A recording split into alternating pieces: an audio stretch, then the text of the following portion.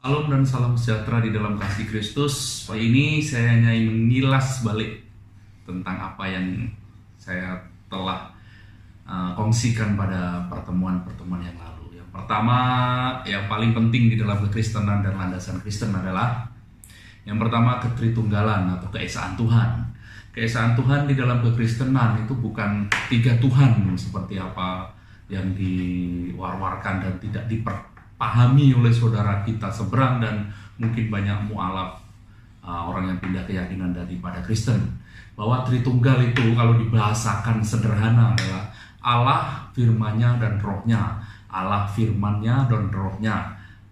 Allah itulah Bapa, firman-Nya itulah Yesus atau anak, dan rohnya itulah Roh Kudus. Makanya Allah, firman-Nya dan rohnya itu satu Allah atau tiga Allah.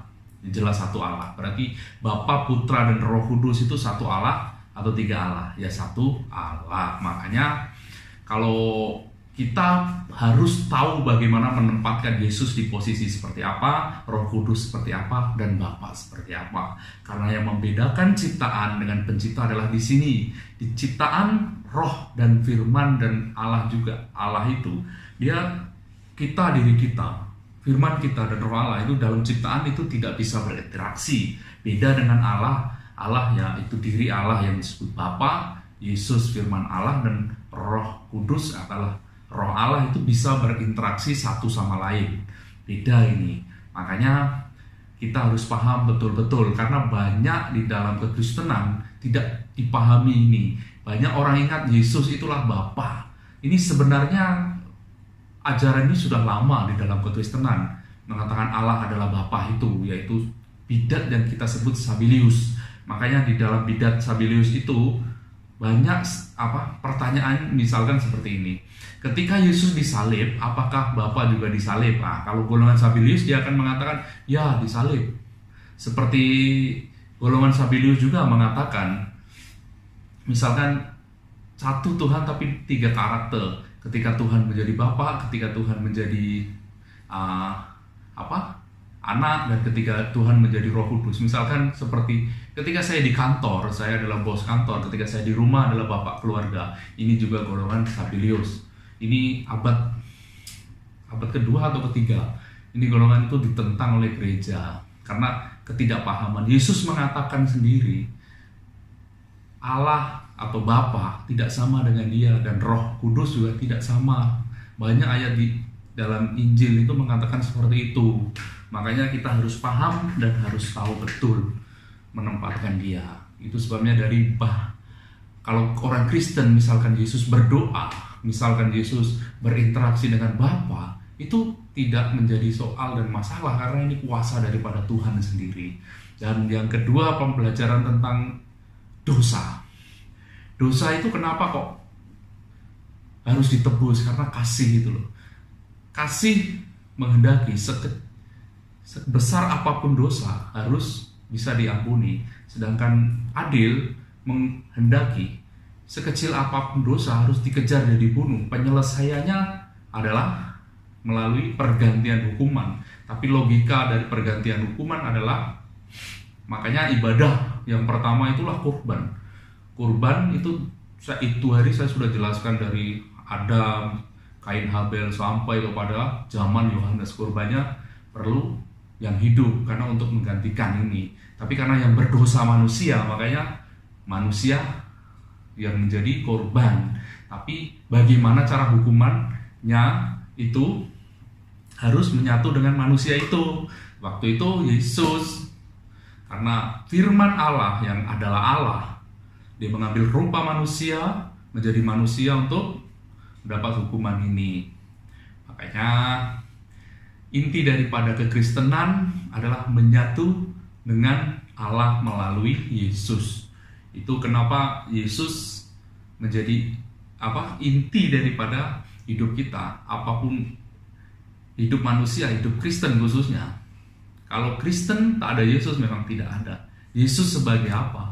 Sebagai Tuhan, sebagai Mesias, sebagai penebus yang mati disalib dan bangkit pada hari ketiga untuk menebus dosa manusia. Dengan cara begitu, dengan cara kita menyatu, yaitu melalui perjamuan kudus, Menyatu dengan pertama baptisan, dan yang kedua untuk menyatu dengan perjamuan kudus. Makanya dengan perjamuan kudus itu, ketika kita makan roti dan anggur itu, kita seperti sudah menyatu dengan tubuh Yesus. Makanya ketika Yesus disalib, kita seperti sudah disalib. Ketika kita menderita, jangan takut, Yesus juga merasa penderitaan kita. Itu yang menjadi inti logika di dalam penebusan, Kristen. Karena apa?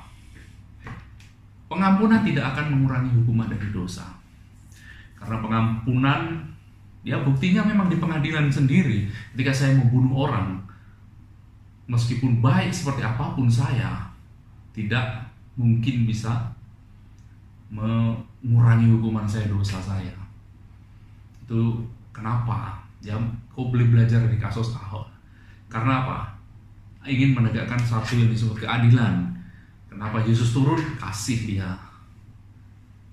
menolong manusia itu.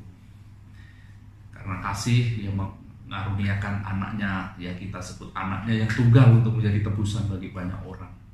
Itu dua inti kekristenan. Kita harus paham dan kita harus mengerti, karena kalau ini saja tidak bisa kita mengerti, lain semua kita tidak tahu. Jadi manusia Kristen ya setelah mungkin dibaptis. Makna baptisan pertama itu ya seperti saudara kita seberang, yaitu air wudhu menyucikan saja. Tapi baptisan di dalam Kristen itu kelahiran baru. Dimaknai sudah lain. Sebelum Yesus dan sesudah Yesus. Makanya di dalam Paulus mengatakan, iman, kita diselamatkan oleh iman. Tapi Yakobus mengatakan, iman tanpa perbuatan adalah mati. Karena apa? Sebelum kita beriman, kita berbuat macam manapun, seperti itu tadi, berbuat baik apa, dia tidak akan bisa mengurangi hukuman dosa. Tapi ketika kita sudah beriman, tuntutan kita yang berbuat baik itu. Karena apa? Ini akan mencerminkan kita bahwa kita sudah bertobat. Perbuatan baik kita mencerminkan kita sudah lahir baru. Kalau kita sudah lahir baru sama-sama berdosa, itu bukan lahir baru itu. Makanya bukti daripada iman itu perbuatan baik. Jadi tidak bertentangan antara Paulus dengan Yakobus, karena Paulus berpikir bahwa mengajar pada waktu itu sebelum manusia beriman, itu perbuatan baik memang tidak ada artinya. Tapi kalau setelah beriman, kata Yakobus, penting sekali, karena ini menunjukkan kita sebagai orang yang sudah lahir baru, orang yang sudah di dalam Kristus. Ingat, kita ditebus bukan untuk saja-saja. Kita ditebus untuk hidup suci, hidup kudus di hadapan Tuhan. Mari kita baca di dalam Ibrani 26-27. Sebab jika kita sengaja berbuat dosa sudah memperoleh pengetahuan tentang kebenaran, maka tidak ada lagi korban untuk menghapus dosa itu. Tetapi yang ada ialah kematian yang mengerikan akan penghakiman api yang dahsyat, yang akan menghanguskan semua orang durhaka. Dari bacaan ini ngeri-ngeri sedap. Mari kita sama-sama hidup suci, hidup tambah lebih baik, tambah lebih berkenan di hadapan Tuhan. Karena apa? Orang yang bisa melihat Tuhan, orang yang bisa jumpa Tuhan itu orang yang suci hatinya. Kita belajar, orang yang suci, orang yang baik itu bukan orang yang tanpa dosa sebenarnya, tapi orang yang peka terhadap dosa dan ingin berubah untuk menjadi lebih baik, lebih berkenan di hadapan Tuhan. Oke, lagi satu tadi. Pertama, kita harus mengenal Tritunggal Maha Kudus. Kedua, konsep dosa. Ini sudah banyak penting ya. Ini paling banyak dipertanyakan di luar sana. Yang lain itu mungkin oke lah ikut pastor, karena apa? Perbuatan baik, amal saleh, yang itu perbuatan itu memang ya sebenarnya semua agama memang semua mengajar kebaikan. Tapi yang membedakan Kristen dengan agama lain itu dua ini. Yang pertama itu ketritunggalan dan dosa, hidup dan mati manusia itu.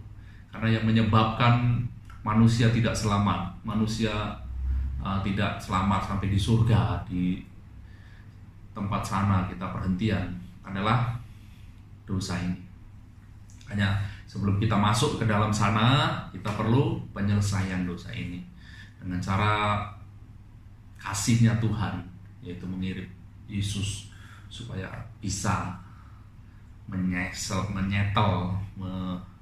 menyelesaikan persoalan dosa sebelum kita masuk dalam dunia dosa. Kita juga mengenal Allah itu Allah sempurna, makanya kita harus sempurna. Jadi apa kesempurnaan manusia itu? Di dalam apa supaya bisa seperti Allah? Yaitu di dalam cinta kasih. Dalam cinta kasih, karena Yesus mengajarkan kasih, maka kita harus mempraktekkan kasih itu kepada orang. Karena dunia ini kacau, dunia itu jadi banyak orang jahat atau orang yang tak baik. Itu karena apa? Karena sudah tidak ada kasih. Kasih hilang, perang, pencurian, pembunuhan dan lain sebagainya. Kenapa ada perang? Karena tidak ada cinta kasih. Kenapa ada pencuri? Karena tidak ada kasih. Semua hilang, makanya Yesus ingin mengembalikan ini. Karena manusia diciptakan karena kasih Allah itu. Yang mengenai ibadah yang tambahan itulah yang paling penting, kan kita boleh paham perjamuan kudus dan baptisan. Yang tambahan seperti pujian, seperti nari-nari, seperti membawa firman, seperti puasa atau apa ibadah itu ibadah yang memang untuk manusia sendiri, bukan untuk Tuhan sebenarnya. Itu ucapan syukur. Karena apa?